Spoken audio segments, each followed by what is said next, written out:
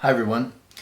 Today's video I'd like to talk about some things I've noticed over the last few weeks as things in our country and in my community have been a lot different than they normally are. And one of the things I've noticed is I've had a lot of people tell me that they just feel a higher level of like anger or anxiety, or there's something going on in them that they don't normally feel. And some people would say, well, they contribute that to the fact that they can't go anywhere or their life has been changed in a significant way. However, I started to notice a common denominator, and I just wanted to put it out there, see what you think. You can certainly in the comments section talk about this if you're interested.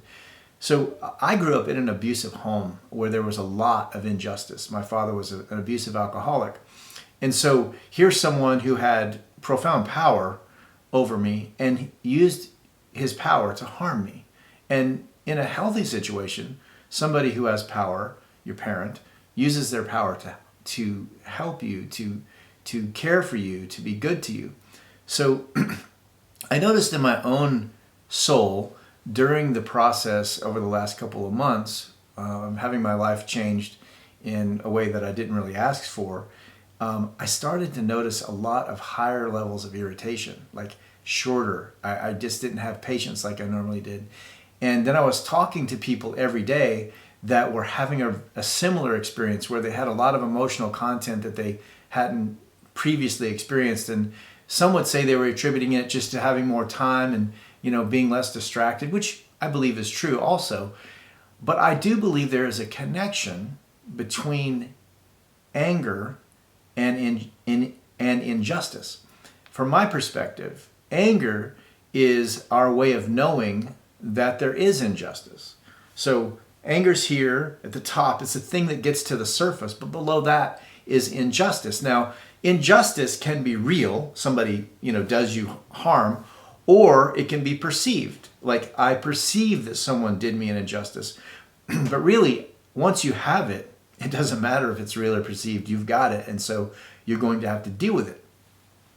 So I noticed in a lot of the people I was talking with, there's this connection between their sense of having an injustice done to them by someone in power that they don't have any control over, is doing an injustice to them by taking away their job or making it so they can't do something that they want to do. And the idea behind it was that this person was wanting to do what was best for you.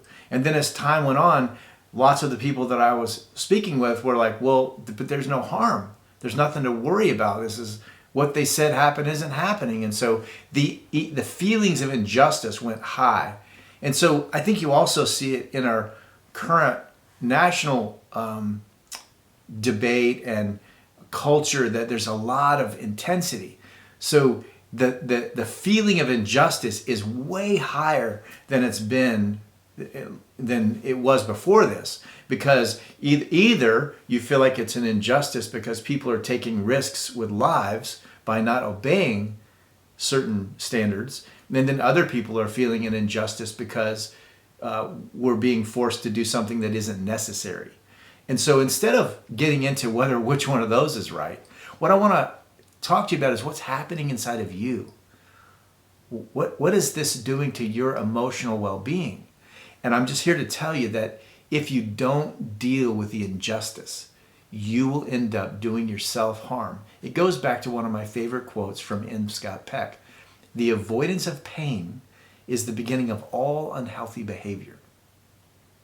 So there's no doubt in my mind, based on the people that I've talked to and my own experience, that there is a higher level of injustice happening to many people in our country right now. So I would encourage you to look into the mirror, spend some time writing about what's going on inside of you, and see if you can identify the injustice that you feel or that you perceive or that is real to you. And in recognizing that, then the next step I would encourage you to take is, what can you do, if anything, about the injustice?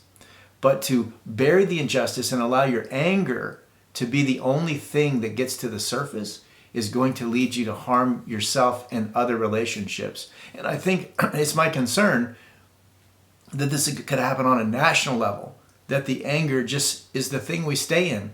Instead of staying in the anger, let's get to the injustice and do whatever we can to resolve that. And while you might not be able to do anything about something on a national level, you can certainly do something on a family level. And you can certainly do something on an internal level.